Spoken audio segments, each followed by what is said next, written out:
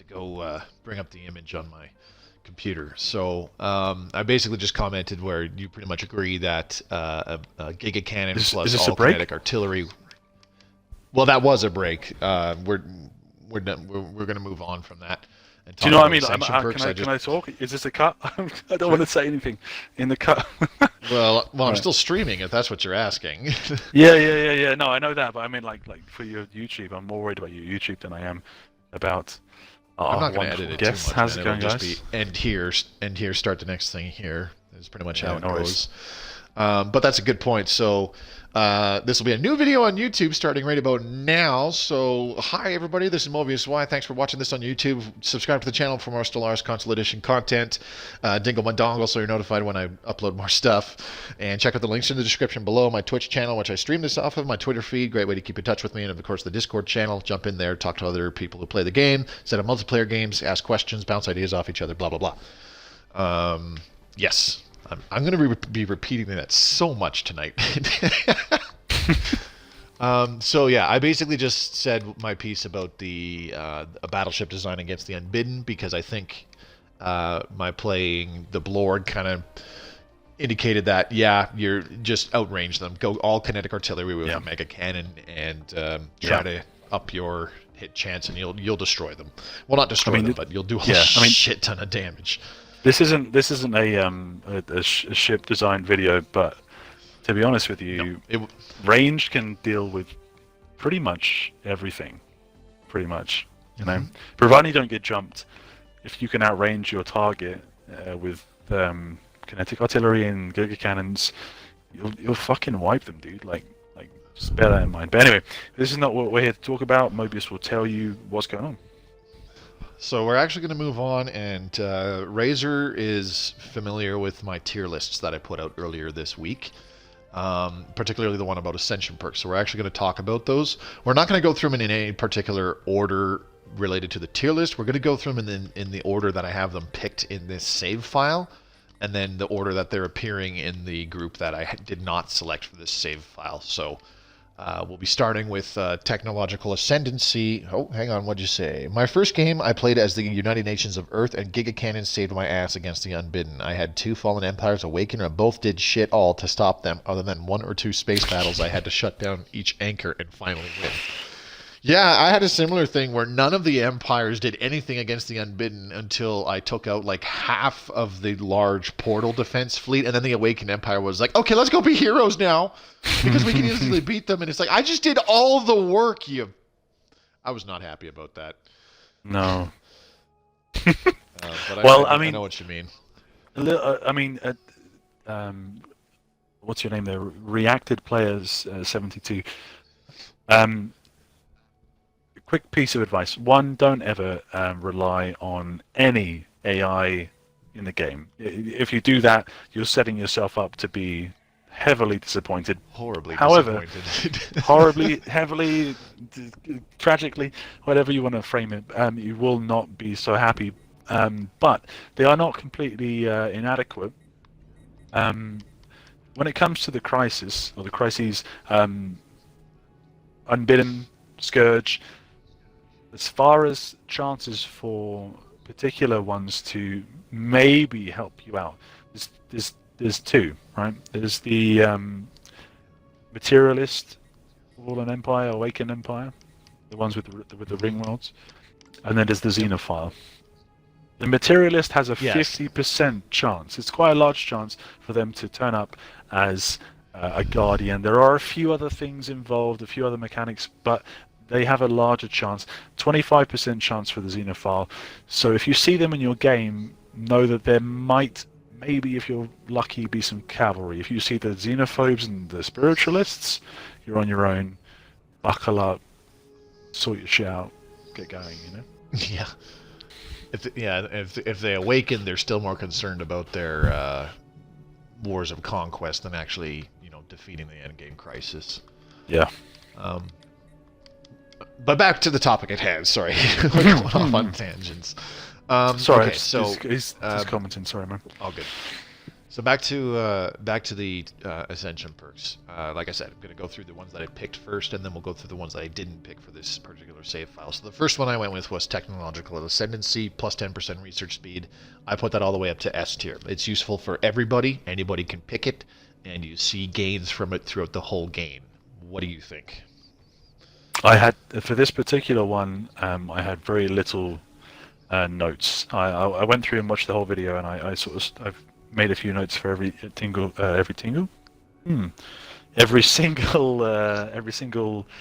Ascendancy perk. This particular one, it doesn't have many flaws. You know, it's you always want more tech, and I've even heard some whispers about it boosting certain chances for tech. Don't take that as gospel. I'm not even sure if that's true. For rare technologies. Yeah, it might be a PC thing as well.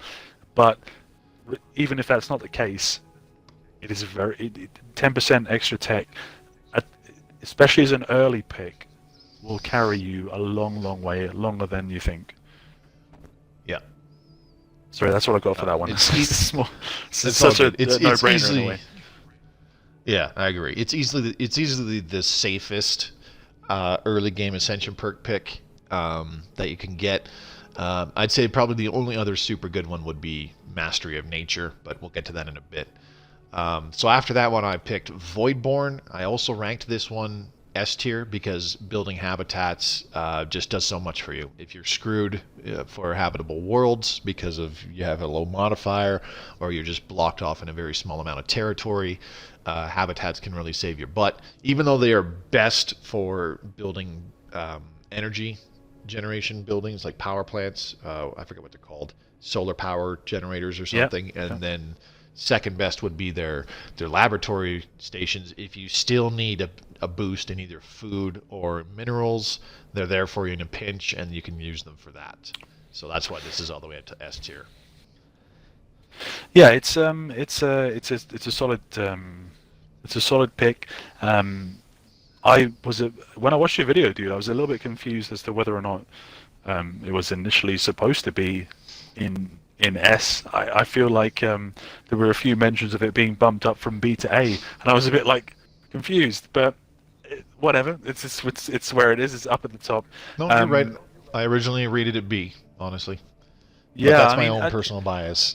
I know, but I don't think your bias is that wrong. I think it should be maybe in the middle. I think it should maybe be an 8 tech, and there's a few reasons. Reason one is that as you've mentioned quite extensively, you've done a little bit of math on it when it came to the science efficiency of these things, and you know, you highlighted that despite their strong science output, they still cost you a lot. You know, there's the 10% penalty for the colony, and then an additional 12 for each. Probably won't be a full 12, but well, no, sorry, it will be a full 12 when Correct. It's full for the people, and that can draw it back as an advantage for science. For energy, it's generally just fucking great, really, unless you're comparing it to a ring world, and also and this is a thing which I didn't realize, and I got really fucking pissed off about it because I loaded up a save and I was like, oh, build a habitat in a black hole system or a black hole system. I'll grab some easy energy and get an achievement on one of my old saves. So I'm there. You can't build them in a black hole. I got hole my system. habitat. I chucked on all the. I was like, why can't I build any fucking solar power plant without thinking that there's no fucking sun?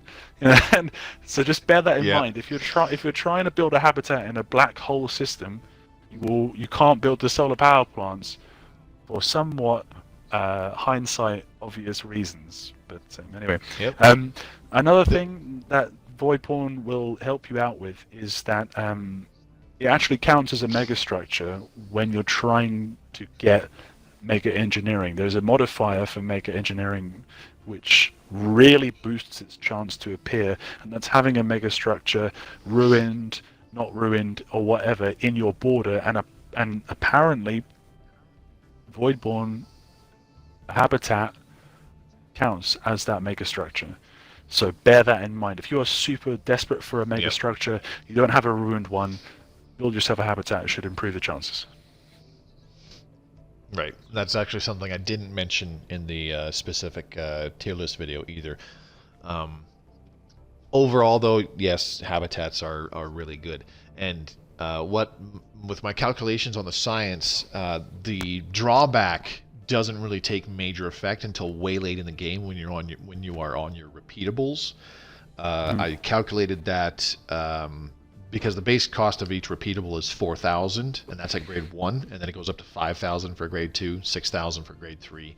So every time you complete a repeatable, the base cost goes up by 1,000 every time you complete a repeatable, and that's just the base cost. It's further augmented by number of colonies, number of pops. So I actually did figure it out where the base cost, so just the very first repeatable, I thought it was a little the bit length of time. I thought that, you know the guy that we were talking about earlier. He told me it was about 3,000, oddly, but it doesn't matter. That's on PC. It might be the same increment. Yeah. It's on PC. That makes more sense actually. Go ahead. Go on.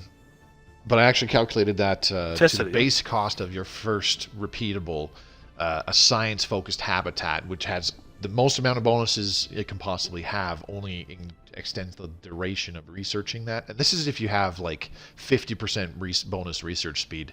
It only extends the duration by about 6 months.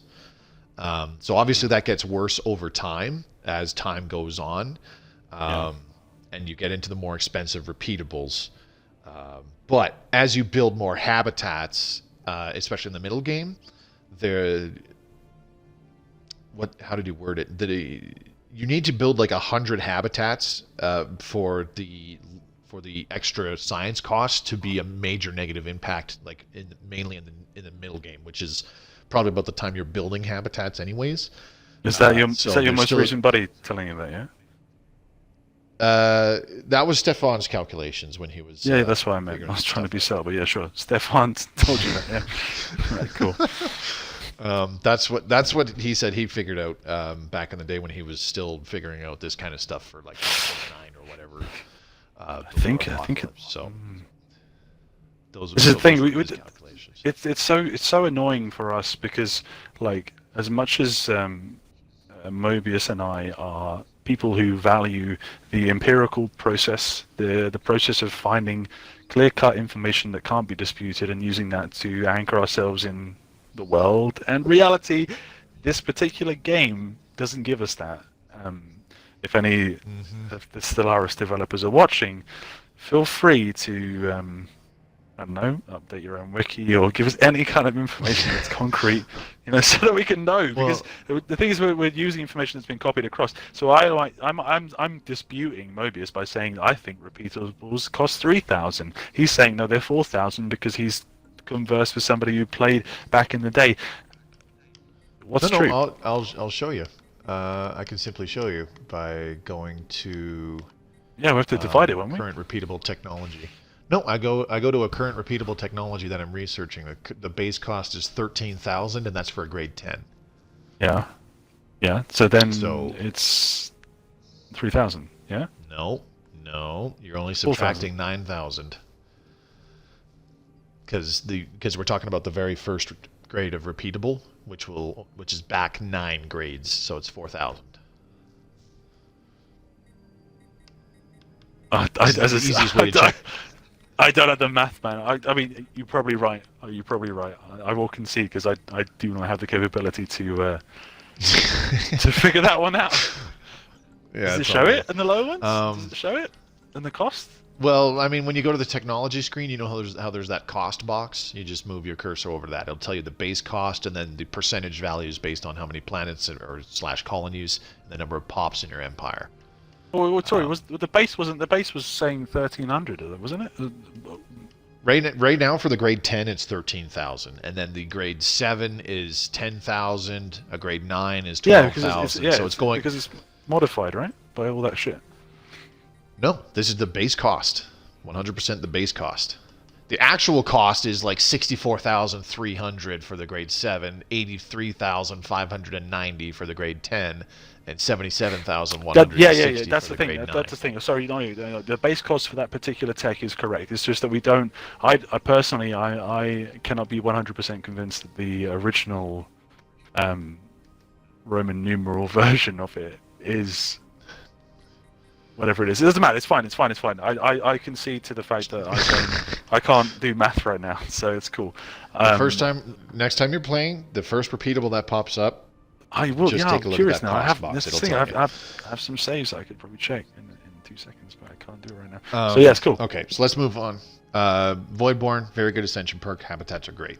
So next up, I've got Master Builders on this one. I ranked that one B tier. It's still pretty dang good for what it does, but you have to have either Voidborn or Galactic Wonders in order to get it. And if for whatever reason a player is not opting for megastructures, then this perk is worthless.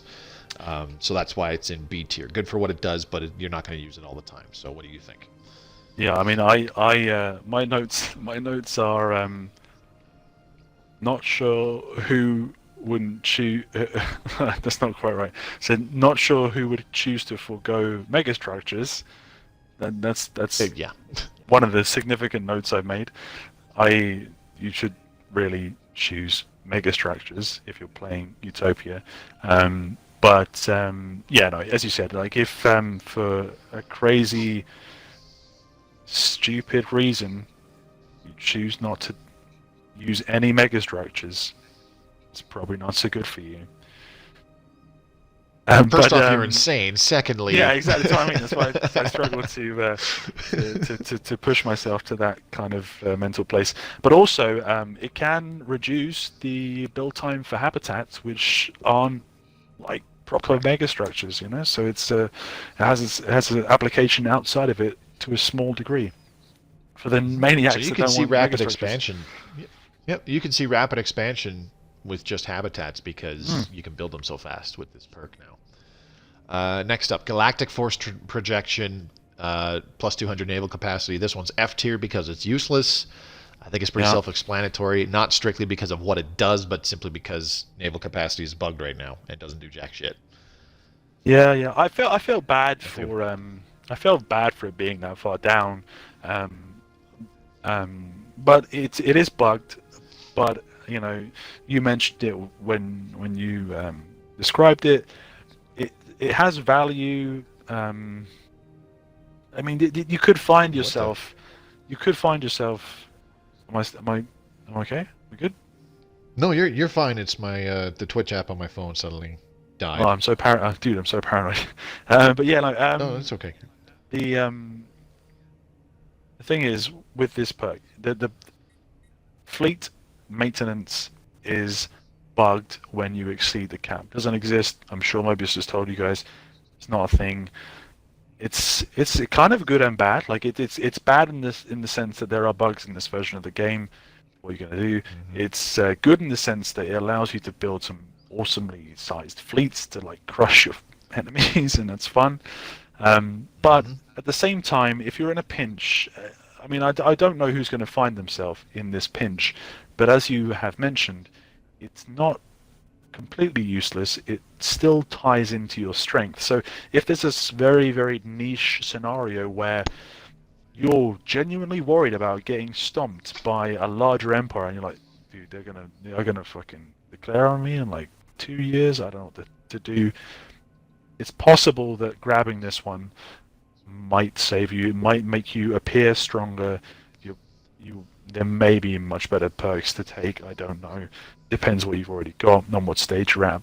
But it's not completely useless. It is useless for its own purpose, but it has one or two other uses.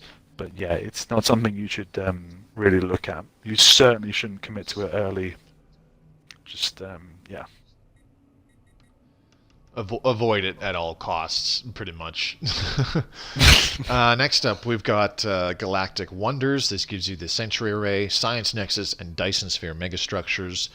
This one I ranked A tier because it gives you the more specialized megastructures, and like I said, the Science Nexus is the best megastructure, or sorry, the Sentry Array is the best megastructure. The Science Nexus is a damn good megastructure. The Dyson Sphere still gives you a lot, but because it takes so long to build and it's so expensive, it's the worst megastructure. So because of that, this is only down to A tier. What do you think? Yeah. I mean, I again, this is quite a short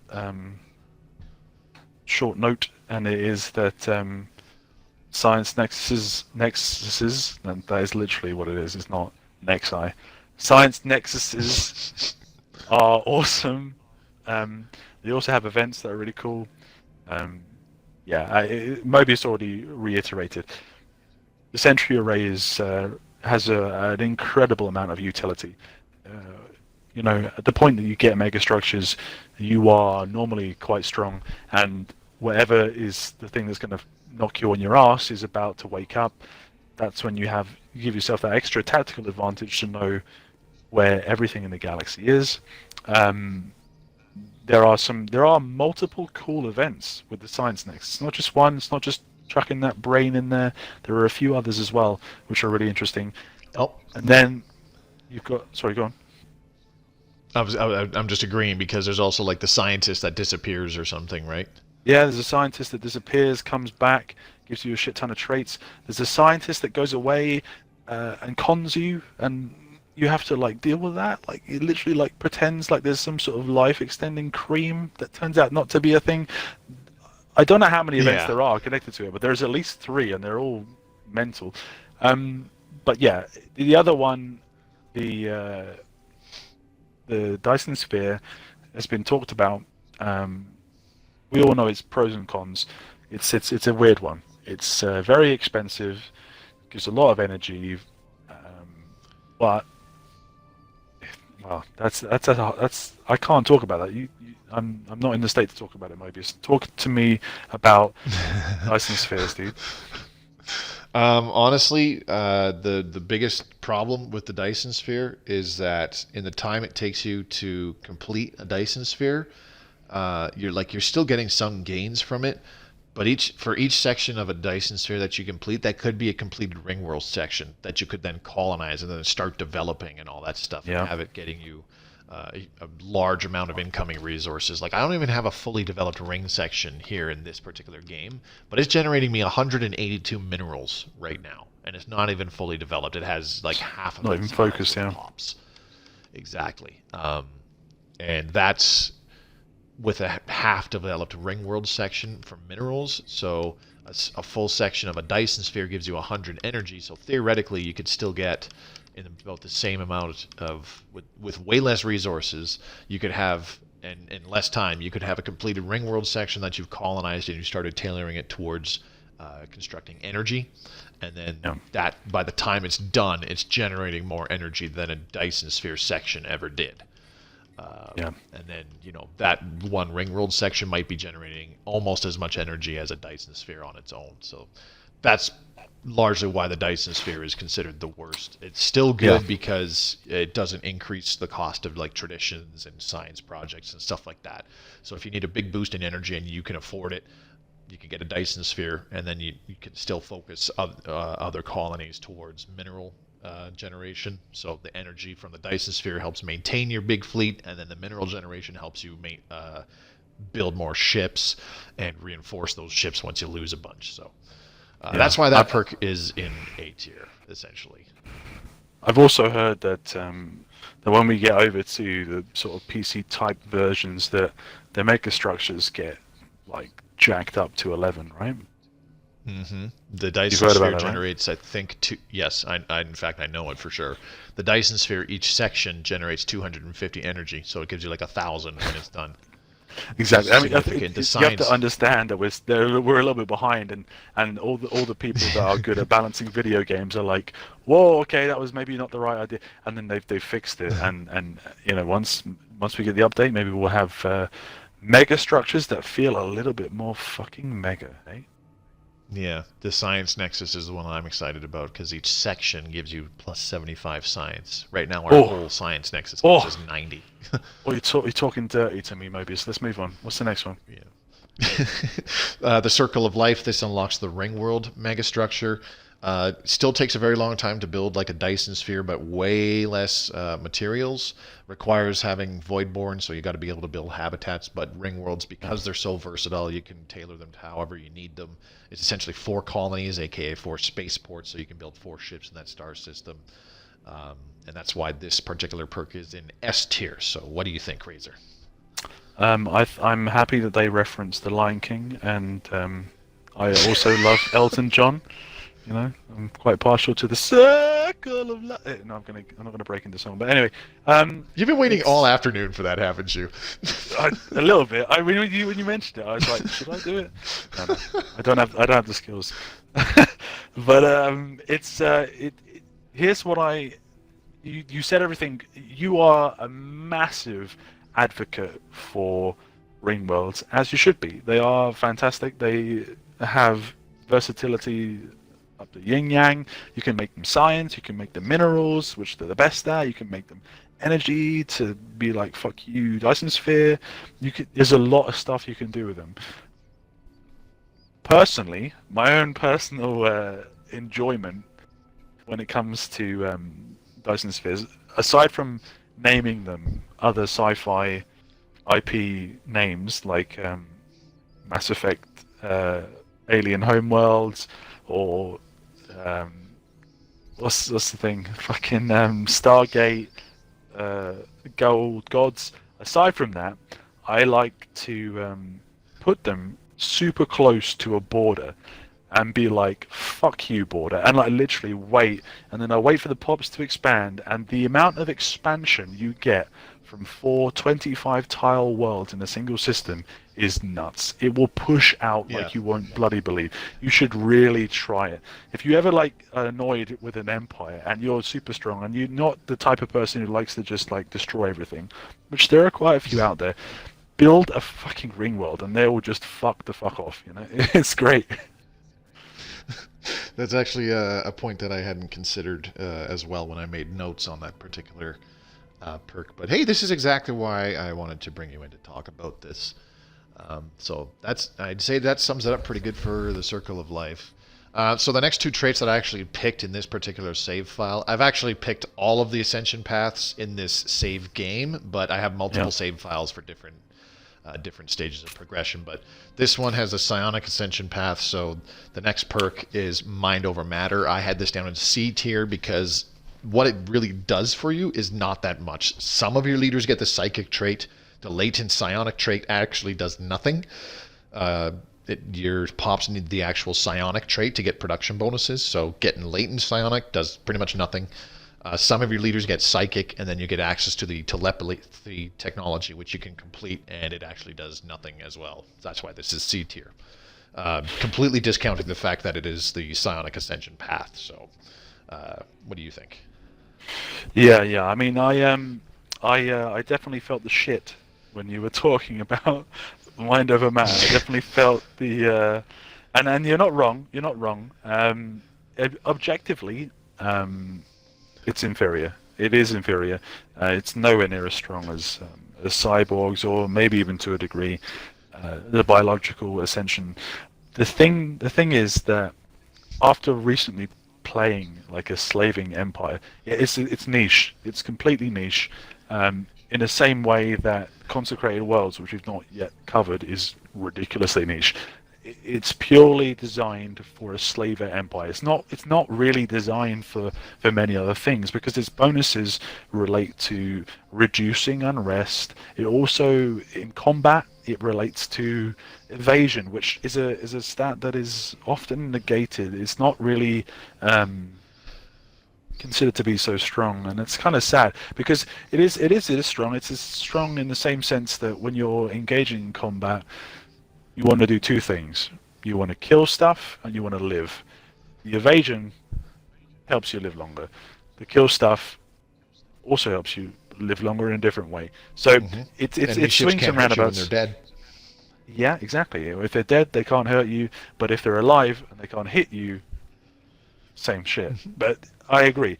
The thing is that there are a few things in Mind Over Matter that get that advantage straight away. For example, the scientists gain.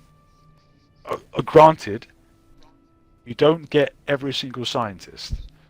You get latent psionics, and it doesn't mean that every single scientist is going to get it, which is different from the other cyborgs. Everyone gets it straight away. Mm-hmm. So a smattering of your scientists will gain instantly 10% extra research speed, for example, over the generic and universal bonus of cyborgs. So it swings and roundabouts. 5%.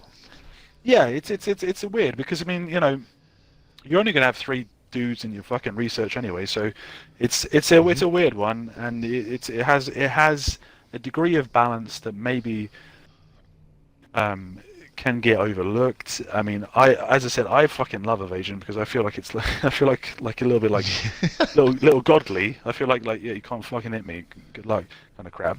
It's silly, but that's how I feel. A Psychic Admiral does stack very well with, I believe it's Trickster, that also increases evasion, and then other things like that was something you got wrong. Encoder. I remember. Gale speed is the evasion. Is it Gale speed is evasion? Yeah, you got to okay, I thought that was the case. I thought that was the case because Trickster is FTL damage reduction. Thank you, Mobius. Yeah. Appreciate it. All good. I knew it was one of the two. I just couldn't remember which. Trickster sounds like the one that would make sense to have more evasion, but I know it's reduced FTL damage, emergency FTL damage. Yep. It's Gale speed. I think it has combat speed as well. Maybe I think it has that and one other thing. I'd have to check. Yeah, it has the same. I know it has one stat that's the same as Gale speed, and I'm pretty sure you're right. It is combat speed because Gale speed had combat speed and evasion. It had like 2 stats. I couldn't remember. Oh, sorry, and sublight speed. Excuse me, three stats. But yeah, so a Psychic Gale speed Admiral with an enigmatic encoder would be definitely difficult. And if you had a corvette, a fleet of corvettes and destroyers, and plus the bonus from that anomaly, would be quite hard to hit. Or if you had the chosen one, the temporary maybe if you had the chosen bonus, one Admiral, and even which boosted from 15% evasion to 30. We could really fucking push it. That's what I mean. You could have high evasion cruisers, which is comical. Exactly. It's a game of buffs, and those are the options that are there. So there's a few other things. Sorry, Moby. There's a few other things when it comes to evasion. Yeah, redacted player. There's one other thing that I wanted to highlight. You mentioned that the telepathy tech doesn't give you anything. It's probably just a small oversight in your video. It gives you psionic armies, which are very strong, and they are comparable in a way to Gene. What's the name? Gene something. Gene Warriors. Gene Warrior Army, I think, in the sense that they have more morale. Less damage, but more morale, and that's a weird mechanic. God, we could do a whole fucking stream on army mechanics. Yeah, I would prefer more straight up actual damage and like killing their armies. Yeah, that's fine. Morale. No, it is more applicable. It works better because when you're engaging the robot armies, they have no morale, so that's fucking fun. But against everything that's biological, psionics just wreck because once you, I don't know if you know this or if your audience knows this. If you have, oh god, I had a fantastic save. God, I love that save. I wish it went better at the very, very, very end. I didn't die, it just didn't work the way I wanted. I had Psionic Mantis Shrimp. It was beautiful. They were doing fantastic work. I had so many slaves, Mobius, so many slaves. You should have seen the pie chart. It was like a multicolored rainbow. I had these guys set up. They were doing 40% morale damage. No, not 40%, sorry. 40, straight fucking 40 morale damage. So I could land like a group of about 10 or 15, 20 on a planet without bombarding. They would morale out the window. You can't, and once the thing is, once morale is gone, the army loses 75% damage. That's such a chunk. Right. Like, I remember you're reading basically about that. invincible at that point, you know. And you're like, all right, good, GG's, thanks for playing, and that's Yep. it. You just literally Professor X the entire battalion. It's mental. One of my viewers said that him and a buddy of his, they had so many armies together. Like the one guy had about 300 slave armies, and similar story, he wouldn't bombard. He would just land them on a planet, and within a couple days, they'd kill all the enemy armies without bombarding. It's crazy. It didn't matter. It's crazy. He just had so I love fucking it. many of them. I love it. There is a limit, about 30 odd, yeah. Yeah. And that's again why I feel that, you know, the whole army damage bonuses and stuff like that is completely irrelevant, because you can just have 500 armies. Oh, it's bad. Nobody's stopping. They've been trying to fix that for so long. Yeah, it's bad. It's really bad. There's no reason to have army bonuses when you can just build more armies. But anyways, let's move on. So the final stage of Psionic Ascension is Transcendence. I rated this A tier because it does so much for you. It gives everybody the psionic trait, which increases science, energy, and happiness bonuses. All of your leaders become psychic. And of course you can breach the shroud, which can give you some really good bonuses. It can also give you some pretty crappy curses, and that's why it's not S tier, but it is A tier because it's still really good. What do you think? Yeah, it is. It's a good one. Shall we? Quick question, Mobius. Shall we have a quick look at chat? Have a look what's going on. I've been keeping an eye on it. Okay, no worries, but it's man. not loading for me right now. I can bring it up on my computer now that you mention it. Yeah, I just thought just see a dude popping up. I don't want to neglect him. No, you're right. Twitch.tv/Mobius. Yep, sorry. So if you're talking in chat, I actually haven't been able to see any chat just yet. I've got it open on my computer now, so I'll be able to follow it better. Who's in there? Unfortunately, it's not going to show me who was talking recently. I know Reacted Player was commenting earlier. He is going. Yeah, he is going to. What does he say? He said there's a couple of things. He said, I always agree, grab that first. I go down the discovery tree and then I get that perk first every game. Yeah, that's sound, man. That's pretty sound. I saw that one. That's the last one. That's the last one I saw. So if there's nothing since then there's been nothing new in chat, actually. Yeah, there's a few things. Yeah, it's going to be great. The Science Nexus was the first mega structure I built, so yeah, that hopefully will get much better. Yep. He's commented evasion by itself without a question mark. So he's either in genuine support of evasion or he doesn't understand it and forgot to put a question. He's put gale speed is very good, so maybe he does understand evasion and is appreciative of it. And then he's put clone army question mark, which he should understand if he's ever watched Star Wars. Honestly, my personal stance on armies is I often just stick with the basic defense and assault armies because, like I just said, you don't really need to worry about army damage or how good your armies are if you have a crap ton of them. Now, that being said, if I want to use as little armies as possible, I'll go with the best armies I can muster. Psi Warrior armies are good. Gene Warrior armies are good. Slaver armies are good. Clone armies are good. All of those are good. If you put the right attachments on them, they're even better. Xenomorphs. I personally... Xenomorph armies are good in their own way. They're actually pretty tanky. While still doing some decent damage, and if you put the right attachments on them for what you're going for, I honestly just go straight up clone commandos because it gives a plus 25% damage bonus to that army. So I attach it to everything because it's a big damage bonus increase for any type of army that you play with. So we'll go with that. Anyways, you were talking about Transcendence. Transcendence, mate. Yeah, sorry. My comments on Transcendence is the shroud is fucking awesome. It's a cruel bitch. It has a dichotomy. It's I said it's come. Sometimes it you comes get nothing. It's the thing. It comes with RNG, right? So some days you're a god, and some days you probably shouldn't be around. That's. What are you going to do? It makes the entire game is built on RNG, but there's nothing as RNG as the Shroud, really. I mean, it's close up there with everything else. And the thing is, the things that you forgot to mention that I remembered was that with Transcendence, once you get it, you can psionically uplift the other races. Mobius. That's true, and we did experience some of that with my Blorg playthrough. Yeah. Yeah, it was cool. I mean, but it can extend. I feel like it can extend almost to like. It's a part of me that this is speculation, so please don't take it. But like, I feel like you can uplift people that aren't even in your fucking empire. I feel like it extends to all kinds of shit. Is that true? Have you encountered that? Well, I don't know. All I know is that the ones that it happened with the Blorg, when we were playing the Blorg, and it happened with two of the other empires, they were already my subjects. Like one was a vassal, the other was a tributary. So it might just be those that you have under your thumb. Yeah, maybe. Yeah, but I mean, might have to test that out in like a super long game with a few empires, and you don't conquer them or something, and then just see what happens. I got a feeling that something tells me though that it wouldn't necessarily be the case, because believe it or not, the AI does do their own ascension paths. You just got to wait a long goddamn time every time. So sometimes they do the synthetic ascension path.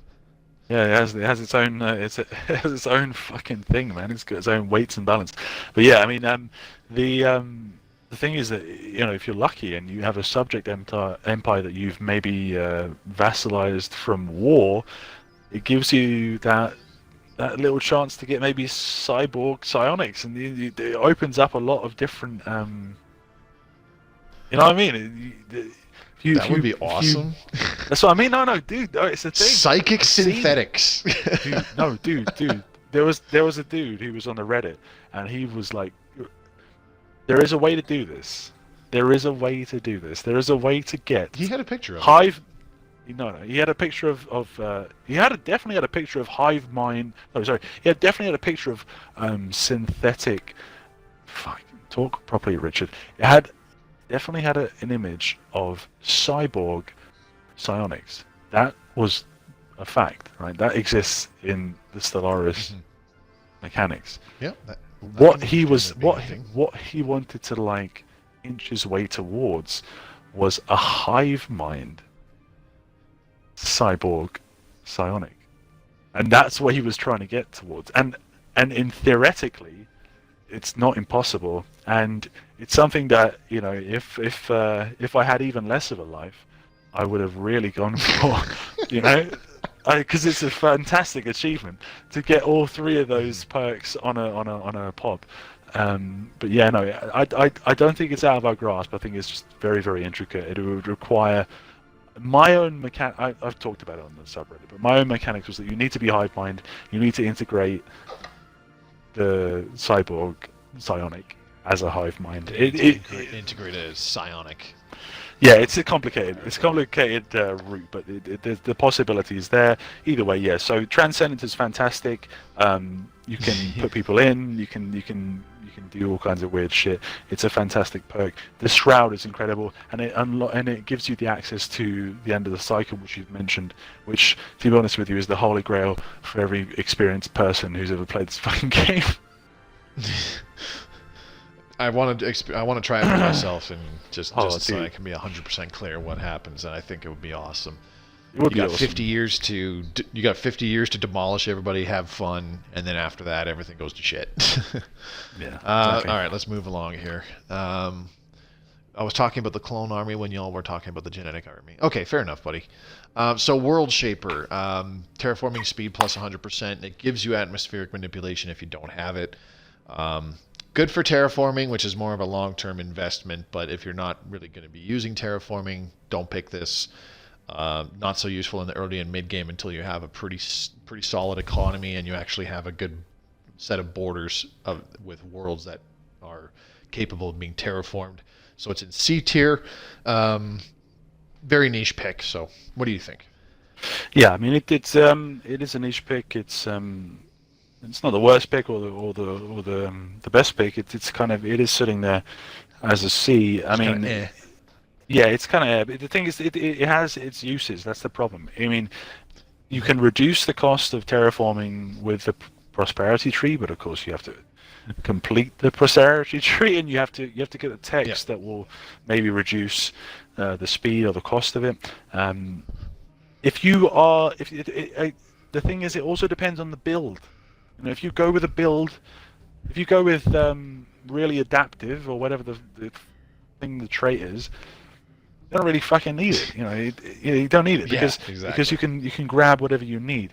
However, if you don't have it, then of course you do need it. And the thing is, the thing that I value very, very highly is cutting off the AI. One, you know, being able to be there when they can't, and be like, no, you can't expand any further. That is very, very valuable to me. And again, especially with pacifist playthroughs, which is, you know, kind of the way I skew towards it, because like, you know, it's so easy to block borders when you're not fighting. They just can't move, you know. The habitability aspect of it, if your growth is higher from the beginning, you're going to grow faster. Yes, it's a ridiculous early energy cost. You probably can spend your energy on all kinds of other shit, but if you can convert a world that is 25, change it to perfect habitability for you, maybe that's going to give you a massive advantage. And the last thing is that world, so that your Xenos can do great on it too. Yeah. Well, I mean, you have to have a lot of tech to get to Gaia. Two phases of shaping of the worlds to get to Gaia. But yeah, I mean, yeah, that's a possibility. The other thing is some of the amazing bonuses in this game might be cut off to you because your race is purely just not built for tundra or whatever, you know. And right, you could be like, you know, fuck this, I'm going to spend 2,000, 3,000, 4,000 EC and make it so this is our future. So that's the only things I wanted to highlight on you know, other options for that. Okay, that's fair. Beautiful. All right, next up we have Defender of the Galaxy, plus 50% damage to Crisis, Opinion plus 20. Fantastic pick if you have the Crisis event on. If you have it off, this is almost useless, not quite, but pretty close. And the Opinion modifier sticks with you even if you've defeated the Crisis. This is an S tier, pretty much a must-have if you have the Crisis events active. Razor, what are your thoughts on this one? Yeah, I mean, this one is there's not a large amount to say about it. It is you know, it depends. Pick it on, and go ham. Pick it and you have to go ham. Don't pick it and you have to go ham. You know, it's a test of your testicles in a way. It depends how much you want to fucking win. Like, do you? I've tried to go without it, and I did for a bit, and got scared, and then put it back on. Its value is at the very height of the most important part of your gaming experience, because if you fuck it up, you're fucking dead. You know, so yeah, that's its value. You know, you talk as you talked a little bit about. The other perk there, which helps against the fallen. As you said, it depends whether you put them in, and it depends how much of a problem they are for you. The Crisis will always be a problem. It doesn't matter whether you have it or if you don't have it. It will be a massive roadblock, unless it bugs out. Hopefully it doesn't. But if it doesn't bug out, it's going to devour you. So yeah, it's really important. And as you mentioned, that diplomacy bonus. Again, just like what was the other thing that I said you can pull out in a pinch? The fucking fleet, the naval capacity one.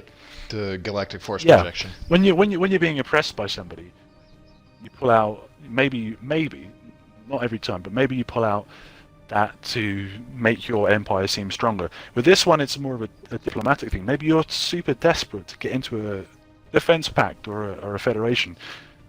Pull that out, it might tip the scales. Mobius has already said this. It's not a shit pick. It's very, very important. It's 50% is a massive bonus, and I need to urinate. Yeah. I'll be right back. All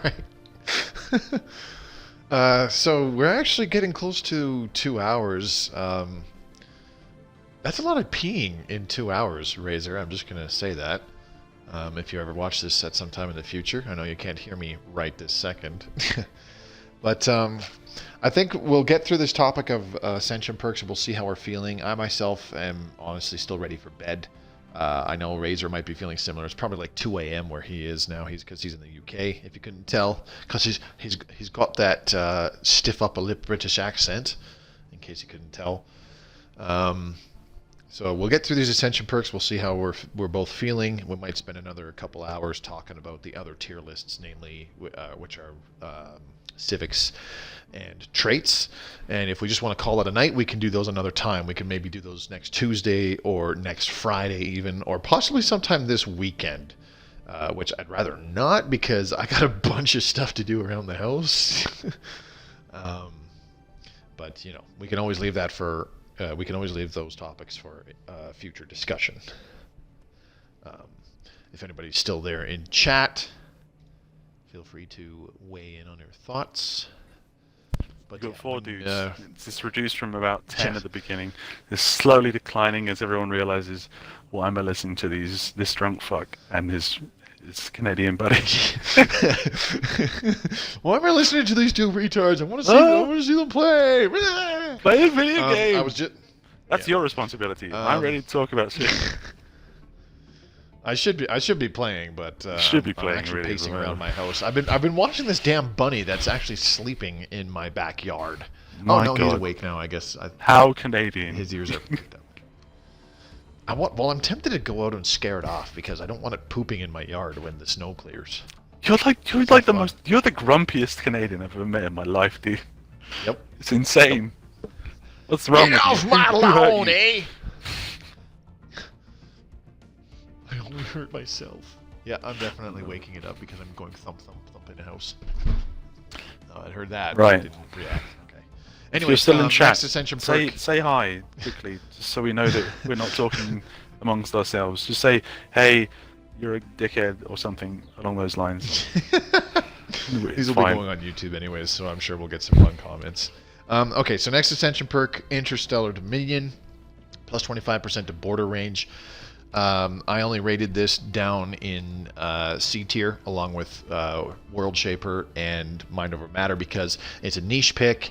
Border range is kind of nice, but you can always just build more frontier outposts or colonize more planets, which in the end it will do more for you, namely the colonizing, because you'll get way more resources that way. This does help you nab important territory and get more space resources, and in particular strategic resources, but there's better picks out there. What are your thoughts on this one? Yeah, I agree. It's a very circumstantial perk. It's basically a perk of, do you need more border range or do you not? It's very binary. At the time, it has value when you have nothing else to pick. 25% border range is not insignificant. It's way larger than any of the other bonuses available in the game for a one-off, chunk. I love outbordering people because I'm a Civilization player. In Civilization, if you envelop the fucking empire, eventually they'd be yours. Like, you wouldn't have to do shit all, and it was great. It was fantastic. It was sexy. It was like absorbing someone like a fucking microbe. It was amazing. But like, you can't do that in this game. You can only go, hey, you're a dick, and they feel bad, and everyone else feels bad. But it doesn't matter. But like, the thing translates in my mind, so I always want it. The thing is, of course, we can get to a point where you are fighting another empire for a system, right? Mm-hmm. Maybe it's a crucial system, maybe it's not, right? That's one thing. The other thing is that, in my opinion, as far as dominating the game, the single-player game, the most important thing is denying the enemy territory, right? That's the most important thing. And to do that, you need to be able to extend your influence over certain systems. Sometimes the way that these choke points work, you can't put it over one system. It's not going to be enough. You need one system and maybe one or two systems, and it's important. So yes, it's a lower tier for you. For me, it's from only my own personal preference. I love it a lot. Also, a few things about border friction. Border friction is only based on the number of neighboring systems, coupled with personality modifiers, it's quite different to what people think it is. It's not how it's. Border friction implies that you're rubbing up against them. That, although that is what you see, that is not how it works. It really depends on how many of your systems that you control are close, and the personality of the person that you are, bumming up against. Right? There are ways to negate it. If they're xenophobic, like you can kind of see this with the Fallen Empires, the xenophobic Fallen Empire. Yeah. They don't want you anywhere near them. Don't even get similar with an AI Empire. You'll get destroyed. Yeah. Yeah, but with xenophobic regular empires really hate that shit too. So yeah, I mean, but it similar. It depends on their personalities. Some despise it, man. Some are like they're modifier. There's a modifier for it. Some are modifier times whatever 8, 10, 12. Some are lower, like minus 0.5. It's not quite the same.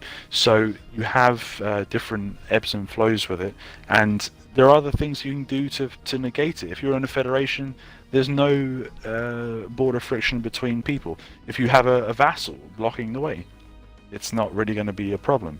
And you have to consider those things. Also, one other last thing before we move on to the next one. If the Fallen Empires are awakened, they do not. Most of the Fallen Empires don't have border friction. The main one is the one we mentioned, the Isolationist. Mm-hmm. Once they're all awakened, none of them have border friction. Right? You can get as close to them as you like. It won't piss them off anymore. Once they are actually awakened, just remember that. It's a weird thing. Stuff you learn in this game, man. No worries. Next one. Speaking of Fallen Empires, next one is Galactic Contender. Damage to Fallen and Awakened Empires increased by plus 33%. I put this in B tier because it's still a good pick for what it does. It's a decent damage bonus, but if you start the game with no Fallen Empires, or if once the Fallen Empires actually all get wiped out, this perk becomes pretty much unusable. So, add your thoughts. Yeah, I mean this is a simple one as well. It's super simple. Like if you're struggling with Fallen/Awakened, use it. If you're not, and you have played the game a lot and you have a massive fleet, don't. That's the only choice there is. Next. That's pretty much all it comes down to. Let's move on. One vision. Plus 10% to Unity output and 30% governing ethics attraction. I have this down in D tier because it's an extremely niche pick, and outside of that pick, you don't want it because of that governing ethics attraction mostly makes it more difficult to shift away from certain ethics that you started the game with strictly for like production bonuses and stuff like that, and now you want to shift towards more conquest-oriented stuff like militarism or materialism. And that governing ethics attraction makes it harder, and the Unity bonus is completely useless once you complete all your tradition trees. Yeah. What do you think? Yeah, I mean, I agree with you on. Like, it's weird. Like, it's a strange perk from two perspectives. One, you would think that if you, for example, if you're going to go for a Unity rush, you would think that this is the one you'd want to grab, right? But it's 10%, right? It's quite a low bonus, really, because as we know, as Mobius knows, as I know, as you guys will hopefully know after listening to us, that you get 10% for every fucking colony. Every time you colonize a planet or a habitat, you lose 10% of research and Unity. It's a big hit, and it sucks. Like, it's bad, but you get over it.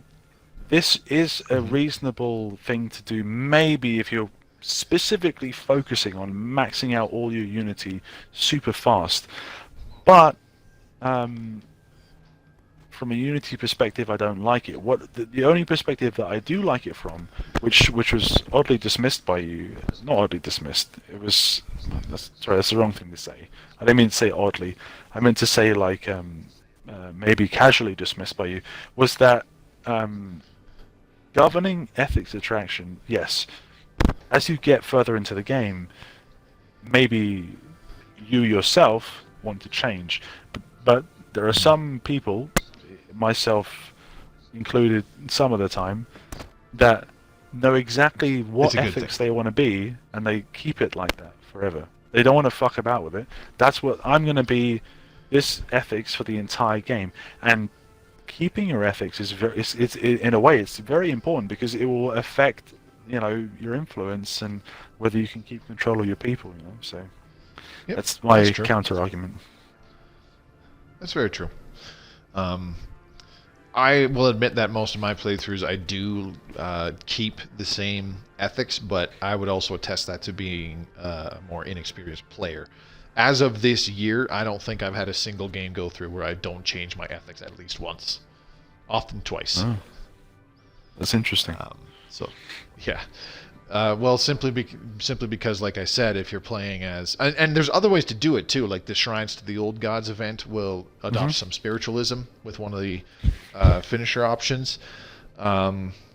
You know, so there's more than one way to do it than, you know, make your faction happy, gain support for it, and then embrace that faction. So, like, the best example I can give is you do a Unity rush with Inward Perfection and Agrarian Idyll, and then you take later on, so that requires Fanatic Xenophobia and some Pacifism. Well, sorry, it doesn't require it, but you take Fanatic Xenophobia and Pacifism, and then you want to shift your ethics to militarism, because you want to turn into Fanatic Purifiers now that you have, you know, 5 divisions done. It's harder to do that with this Ascension perk. That's pretty much all it really comes down to. That's what it comes down. It comes down to whether you're somebody who wants to be fluid and change shit, or whether you're someone who wants to really fucking railroad to the end. And the thing is, like, from my perspective, this is purely my perspective. I pick a play style, and I really go for it, and I don't really deviate, despite the scenarios. That's just me, and I understand that that's sometimes shit and inflexible. Can I have a small, like, 1 minute break to grab a little bit of water? You just went to pee, now you need more water? Yeah, because I've noticed I've got no water, and you don't want me to get too drunk, trust me. That's not extreme we want to be at. Yeah, right? Grab some water, I'll do the same, as a matter of fact. Alright. We're going to lose more people. There's only 4 left. 4 guys that are still watching. We'll be right back. It's okay. We love you. You're dedicated. Don't fuck off. There's more interesting shit. Be right back.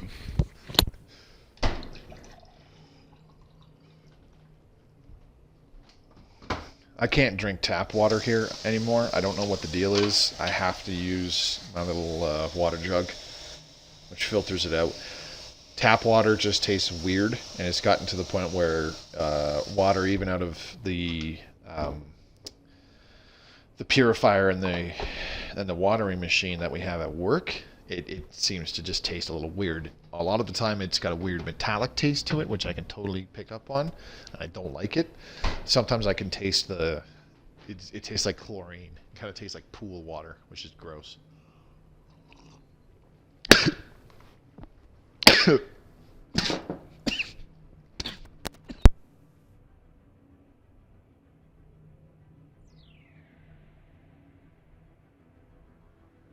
Well, I have coronavirus now.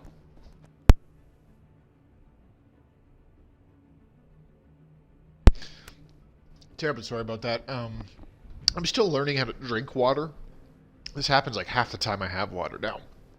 Take a sip, and it goes straight into my lungs. Okay, so once Razor gets back, we'll talk about Consecrated Worlds. And what's that, mate? We're only down. I said once Razor gets back, we'll talk about Consecrated Worlds, and I was just going to say, I said this in your last pee break. We'll see how we're feeling once we get through the rest of the Ascension perks, but I think it'll be a good time to No, it's all good. I think once we get through all the Ascension perks, we'll just call it a night, and we'll talk about the other stuff another time, like maybe Tuesday if you're available, or next Friday. We can go through the traits and civics, and that'll actually give you more time to put more. Friday's probably a good one, man. Yeah, because I can prepare a little better. Yeah. So the next Ascension perk after One Vision is Consecrated Worlds. This is restricted to a Spiritualist Empire. You can't pick it if you're not Spiritualist, but once you pick it, you can shift away from Spiritualism if you want. But it unlocks the Consecrated World Edict, which lasts 100 years, gives you happiness, growth speed, and unity generation bonuses. It's a very expensive edict, though. However, for what it does, it's pretty decent. I ranked it in, I believe, B tier because it's still a good pick. You just don't really want to pick it all the time. What do you think, Razor?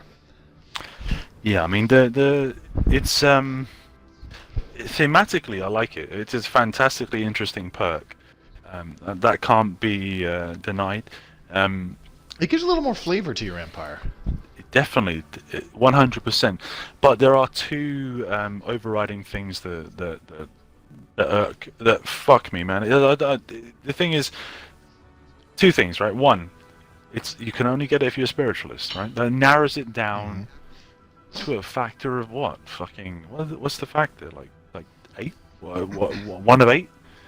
An eighth of every ethic that you can, well, not an eighth, but you know, I mean, like whatever there is, a 16th of every ethic you can pick. It has to be that one. It has to be the spiritualist or fanatic spiritualist. So most of the people that play the game, assuming they aren't God-fearing, aren't going to go anywhere near this one, which is sad in a way because it's unique and it has its advantages, but a lot of people are never going to see it, and it's a weird one. It's always going to be permanently locked out. So that initially I hate that. I think that's fucking bullshit. I feel like it should be like F with fucking, not F, but like 1 above F. Whatever the fuck that is. D. Not D, is it? It's D. Not F for fuck you, but D for dog shit. Yeah, or you know, fuck the alphabet. Yeah, it's not quite horrible, but it's pretty bad. And the other thing that really messes with me is the influence cost. But you know, you did highlight that it's 300 over 1. And 100 gives you 10 odd years, and 300 gives you 100. So its value is very, very high from an influence perspective. But the problem is, influence is really important. The thing is, like, people bitch about, I don't know how to generate influence, and in a way, they don't even realize how valuable influence is. It's a really important resource that you don't want to be. 300 is a massive chunk of it.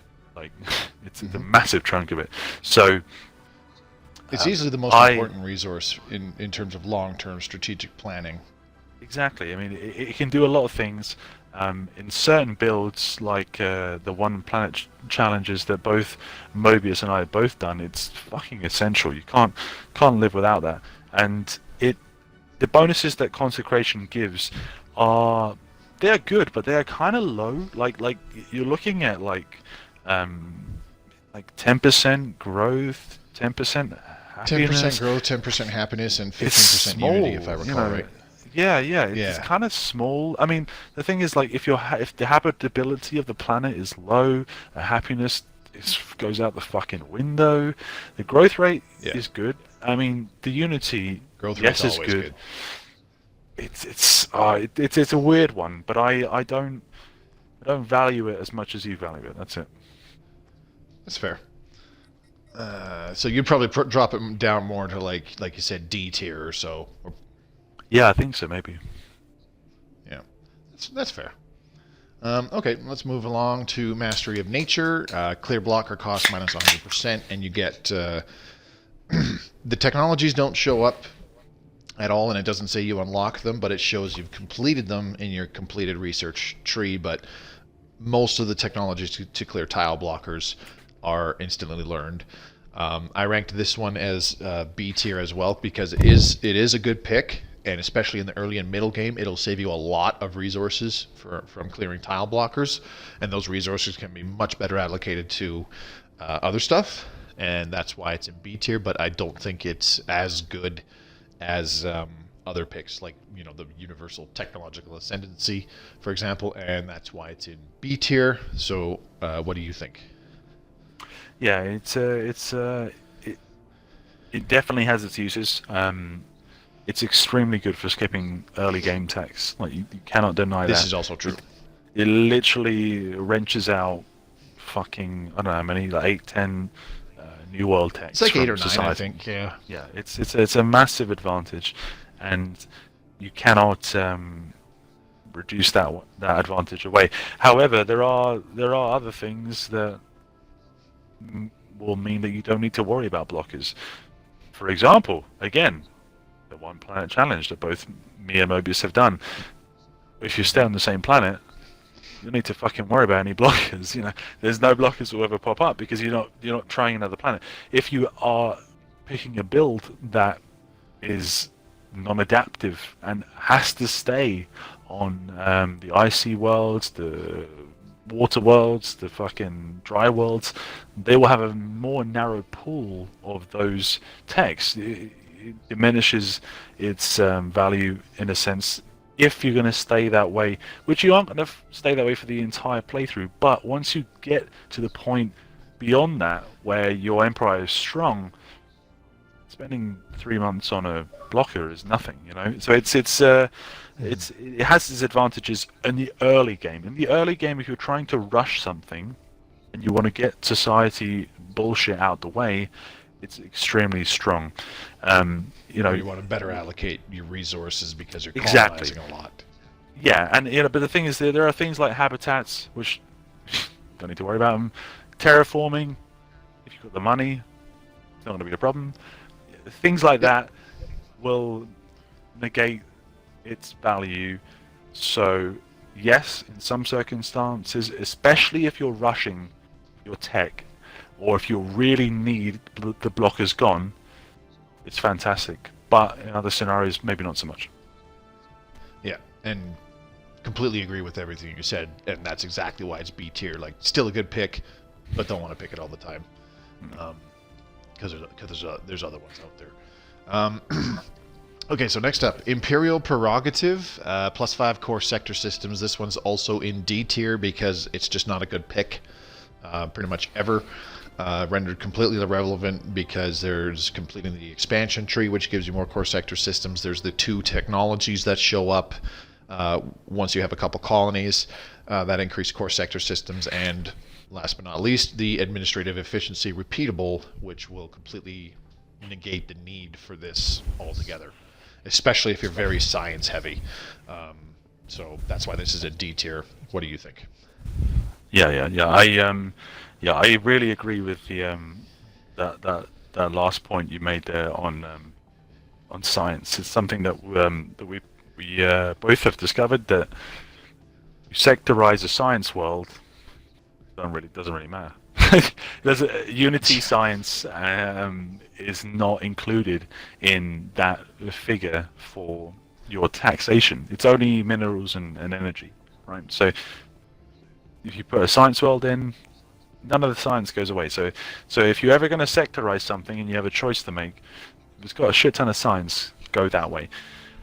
Personally, I hate sectoring. I fucking hate the mechanic. I have crippled my own playthroughs. I do too. Like you wouldn't believe. Like I was talking to Mobius a minute ago about a new player who was criticizing my screenshot and saying, "Oh, why is this guy not got enough any energy?" And I had like 3 over the cap on core sector systems, only because I knew I could, but like ultimately I shouldn't have done, and I really crippled myself in one of my more recent playthroughs, and I could see it, like I could see the logic literally occurring in front of me. If I put somebody in, I would gain more money than I would do from the minus 10%. It's a real pet peeve. It's everyone has their own idiosyncratic. Oh god, I can't even say it. Too drunk. Idiosyncrasies In this game, and they can't reconcile what is logical with what they like, and it causes a problem. I fucking hate sectors because, especially in that particular playthrough, Mobius, just so you know, sectors cannot manage advanced slaves. If you have slaves that can that are better at science and energy, like battle thralls, versus ones that are better at food, like domestic servants. The advanced slavery shit, it has no fucking idea. It just goes, nope, not touching it, not developing anything. you talking about? He's genetically modified for this role. Upgrade the building. Like the frustrations that I endured was insane. But I hate sectors, but you cannot deny that it's tempting. You shouldn't take it. It's really tempting. Don't fucking take it. Sectorizing is part of this game. You cannot have 50 fucking worlds that you're going to be checking every 2 or 3 days. It's ridiculous, right? You have to unless you're surrender, insane like I did a long time ago. Yeah, exactly. No, it's bad. We've all been there. We've all really tried to overextend ourselves. You have to surrender some degree of control to the AI, especially when you're trying to be that large. I mean, you pick in a large map. What the fuck do you expect? Don't be an idiot. So yeah, the last thing is that, as Mobius said, the repeatables will give you extra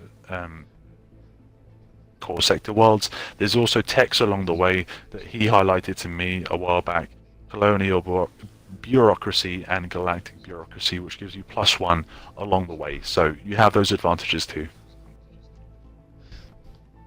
Pretty much, almost repeating everything I said, except also indicating our severe dislike of using sectors at all.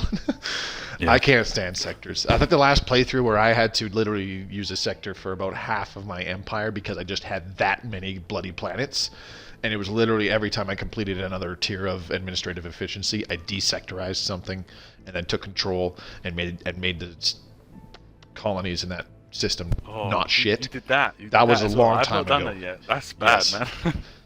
Yeah, that was a long ass time ago before we even had Leviathans, if I recall. I don't think we even had Plantoids at the time, but that was my longest running game because it went all the way to like 2800 or some crap. But anyways, let's move on. So engineered evolution, first step on biological ascension path, but we're looking at this objectively for what it does. You get +2 trait points, modify species special project cost -50%, so you get them done a hell of a lot quicker.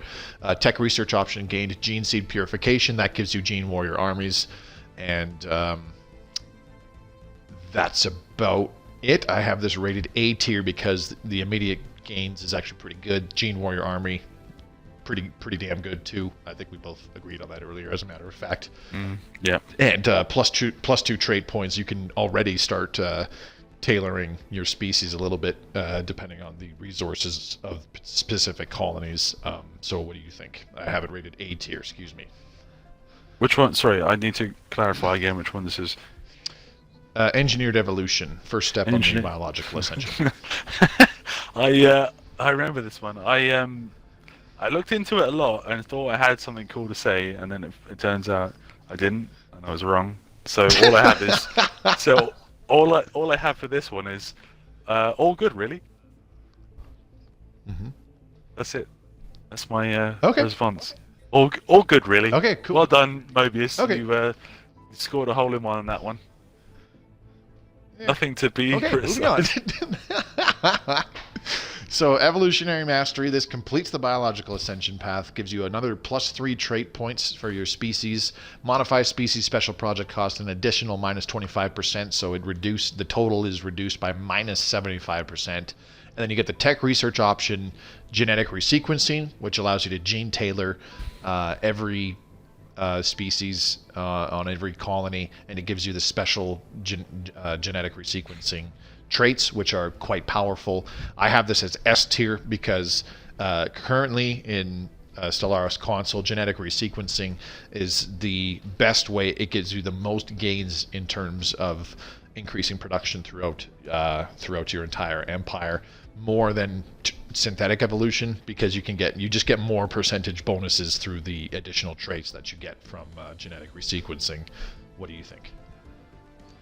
Yeah, I agree with most of that. It's spot on. These are massive boosts to your empire, and these are unique techs that you can't get in any other way. You know, it's you can get some resequencing techs throughout the game, but not to this level. The thing that this level gives you, which is really fucking unique, is that, you know, as Mobius said, these techs, you're never going to see them.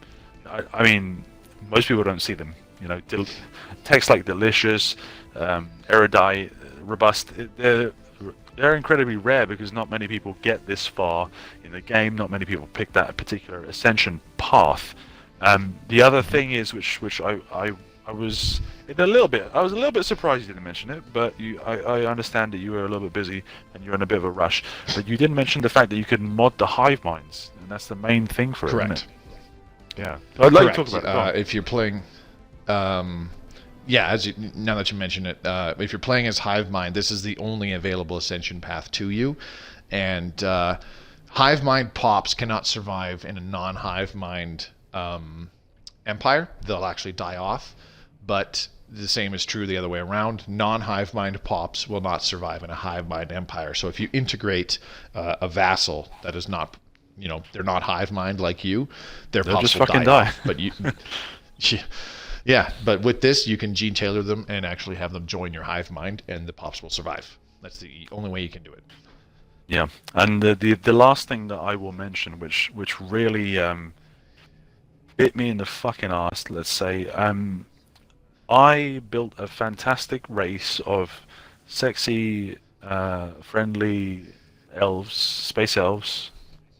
And, I thought you were going to say like waifus or something, but okay, carry on. No, just space elves. I was trying to do like upbeat Vulcans. I don't know how it went. I was trying to do the whole. I was trying to merge some things I wanted to trial. I was trying to do a Battlestar Galactica thing where, like you mentioned, I was just using the Stormfire shit and Strikecraft and missiles and everything that is somewhat human. And I got to about, what did I get to? Like 2300 to turn of the first century, and I was like. I had a curative fucking scientist in biology, and I was like, I'm doing biological ascension. Like, let's fucking go. Like, I got the first thing. I got targeted gene. The other one, sorry, not the.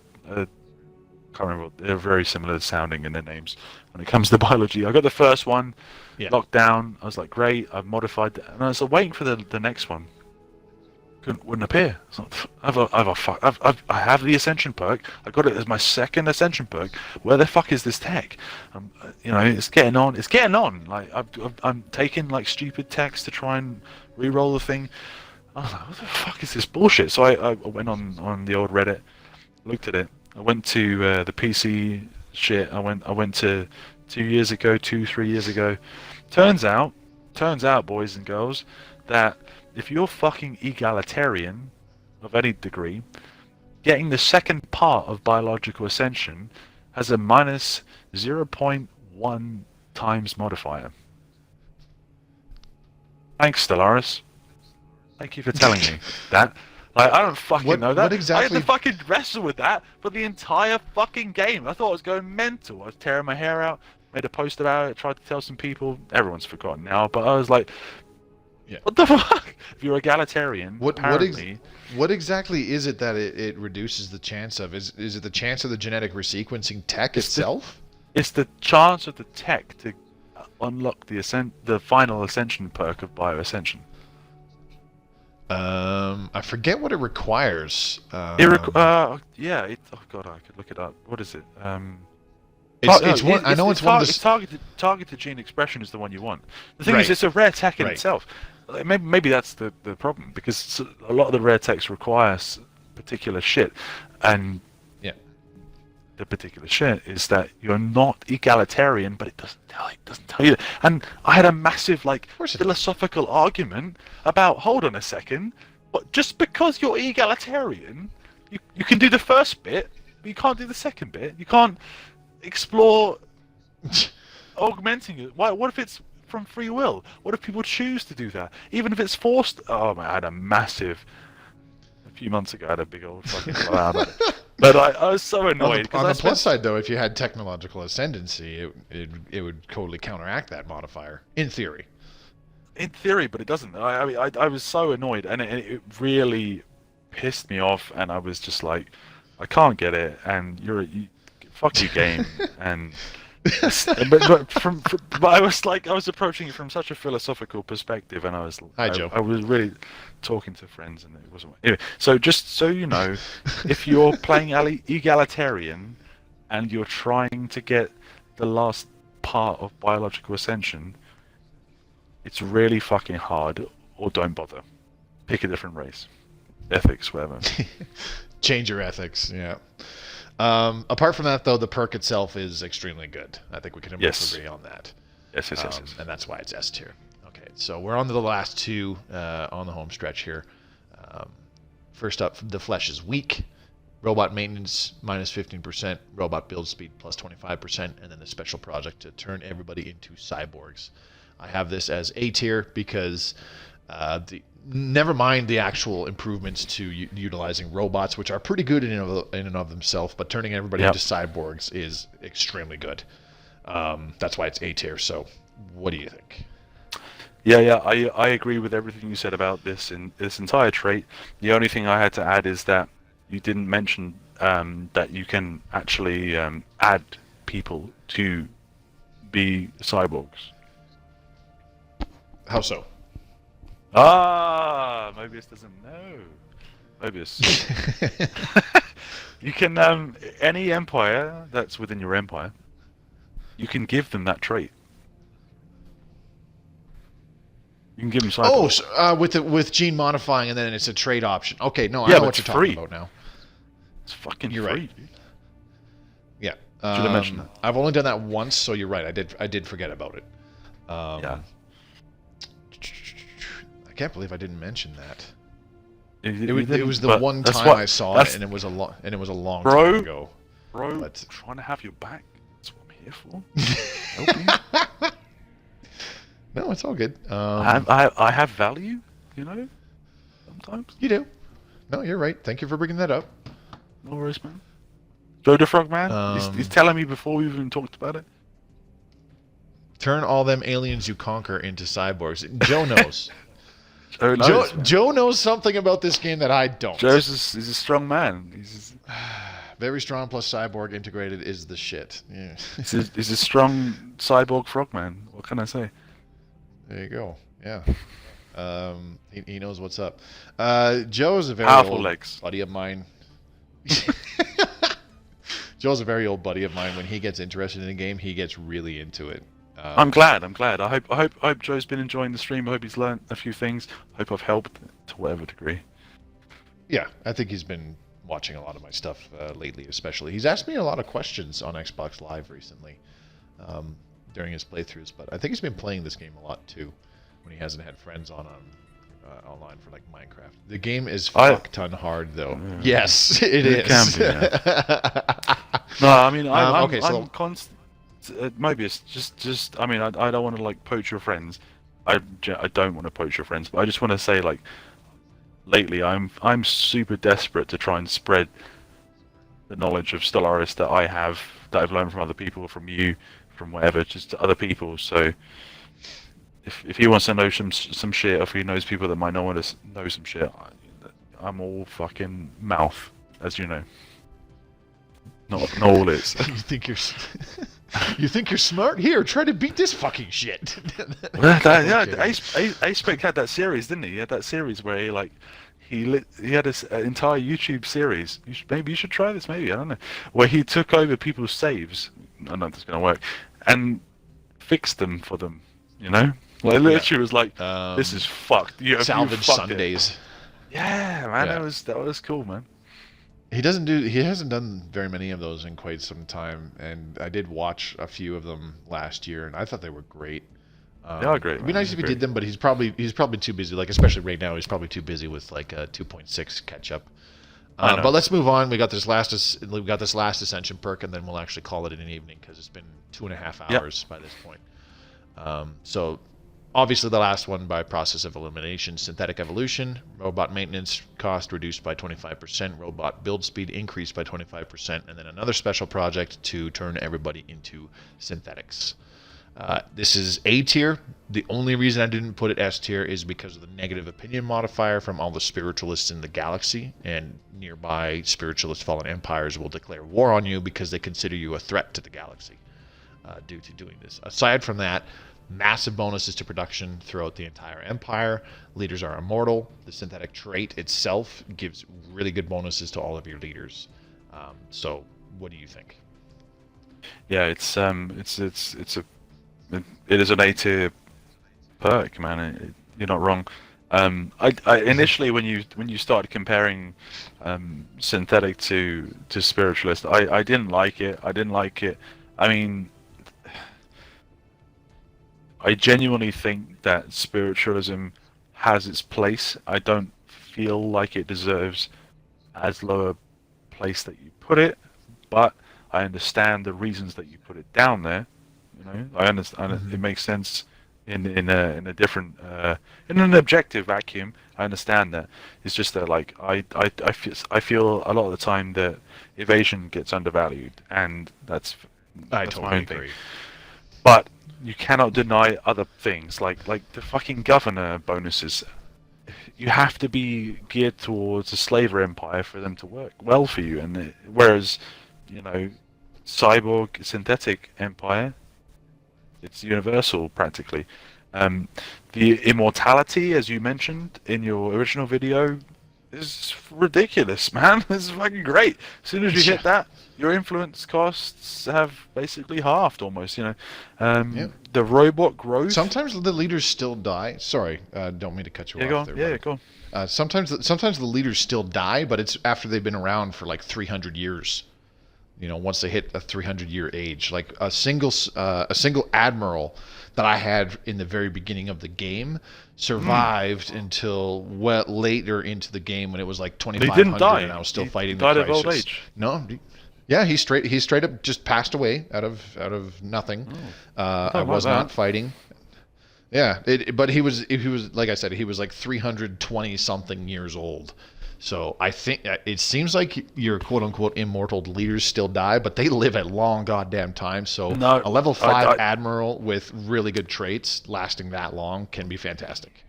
Mobius, you're making me hate the game here, my friend. I mean, it says it in that small print, man. It says immortal. It's pretty concrete there. I know. So that's why I'm putting a big asterisk. No worries, man. I'll because, message Stellaris. Yeah. I'll have a go with them. I say, my buddy Mobius guarantees me that... You might know that guy. He's an asshole. I hate him. Oh, no. Right, so yeah, immortality, maybe. Robot growth is great. It is really, as you said, it's very, very strong. And as you also highlighted, it can exceed the growth rates of organic populations. But you can also integrate organic populations. You can have it simultaneously, which, in a way, doubles your fucking growth speed. Which is at that point it's not so valuable, but like it's still strong. More pops, more resources, more death to your enemies. I also heard, Mobius, I don't know if you've experienced. Have you've synthetically ascended? Of course, you have admirals that apparently aren't immortal. I have heard accounts. I can't remember, so I can't really provide any bias one way or the other. But I've heard accounts that the fucking hydroponic bays convert into energy. Is that the thing? A straight up conversion? Yeah. I do not recall them doing it automatically. I mean, I'll have to double check that because it's been a bit since I've actually done a synthetic evolution. It's a difficult thing to tell, right? It's a difficult thing to tell, right? Unless you've recently done it. Actually, I think I have a save file where I can just tell you right now. Yeah, but like recently, like within like a year or two. No, I got a save file right here where I have a free Ascension Perks slot and I can pick the synthetic evolution. Okay, so there's 3 months left. Almost done. How many habitats do you have? Well, technically, I have. I'm going to pause the game really quick. Fucking here. loads I'm going to unpause it. I have 13, 1, 2, and that's not including 3, any ruined 4, worlds. 5, 6, 7, 8, 9, 10, 11, 12, 13, 14, 15. I know I have. I have 9 in one system because I have named them as such. There's 1, 2, 3, 4, 5, 6, 7, 8, and 9. So that is the advantage of habitats: is you can build a metric fuck ton in a single system. Yeah. 9, and 10, it doesn't 11, increase 12, your 13, core sector system count. That's kind of like the limit. Can't get much higher than that. Yeah, it's entirely dependent on how many celestial bodies are in the system. I was confused about the system cap. Okay, so we're at day 28. We're going to go over back to Sylvanus.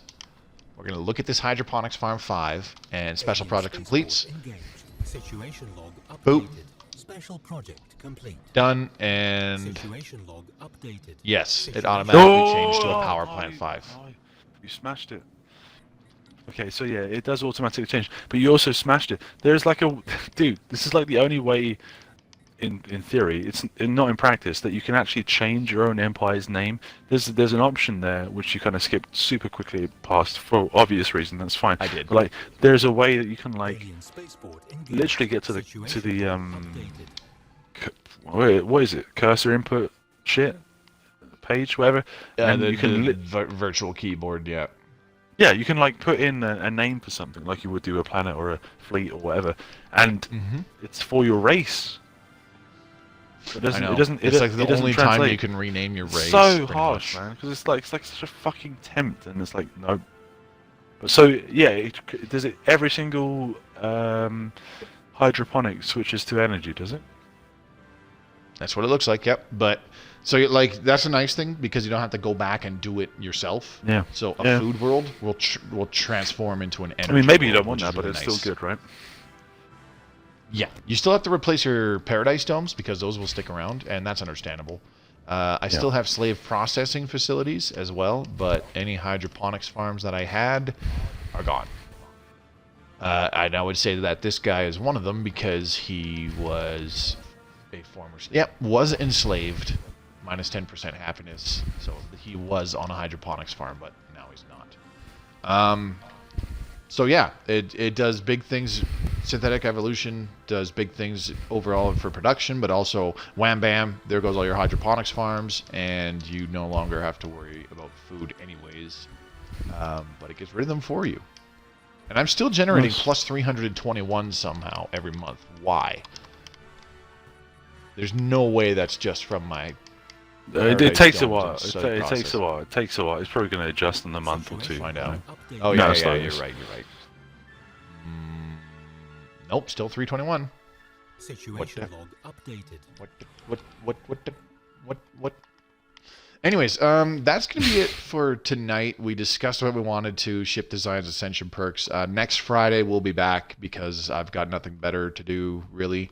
I don't really want to get too invested in a multiplayer stream again until 2.2 comes out, which hopefully is sooner rather than later, but we'll see. If it starts to drag on into like May, June, that kind of stuff, and we still haven't heard a definitive date, then I'll be like, okay, let's start doing the multiplayer stuff again, because I know a bunch of people I had to bail out on about 3 weeks ago, and I felt really bad because there was at least 2 people that I hadn't played with before. And they really people like multiplayer, man. Yeah, and that's fine. I totally agree with that. It's fun when you're in the mood for it, definitely. But that's gonna be it.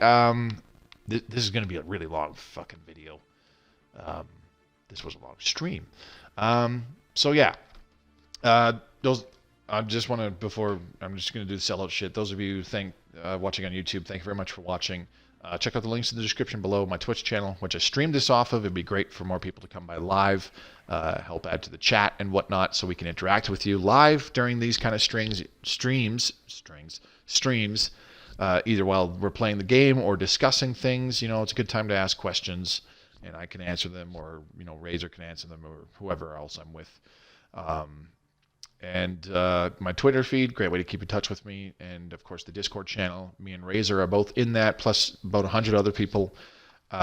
You can set up multiplayer games, ask questions, discuss the game, so on and so forth. Quiet little community, but it's a nice place to be. Everybody seems to be a pretty top-notch person. I haven't had to ban anybody, so there's that. I'd like to give a big thank you to Razor for joining me this evening and staying around until 3 a.m. his time to talk about this stuff. I'm sure the pee breaks were largely because you had to drink a lot of water from all the talking. Yeah, no worries, man. It's fine. No worries. I'm happy to be here to help people. We'll definitely be doing this again for talking about the species traits and my tier lists, and of course, the same for my Empire Civics tier list. We'll do that next Friday, and then we'll do very similar stuff once 2.2 actually comes out as well. Probably not right away, but you know, maybe a month or two at most after it comes out. We're gonna have a lot of shit to get into, right? Yeah, a lot, because there's gonna be a lot of new stuff as well. That's gonna be it for tonight. So you folks who came by or are watching this on YouTube, enjoy the rest of your weekend. I'll be back on Tuesday, April the 8th, April 7th. Sorry. We're going to go back to the randomly generated Empire game that I started last week. So we'll see you all then. In the meantime, this is Mobius Y signing off. Have a good night. Have a great weekend. And once again, thank you to Razor X06 for joining us tonight. Take care, everybody.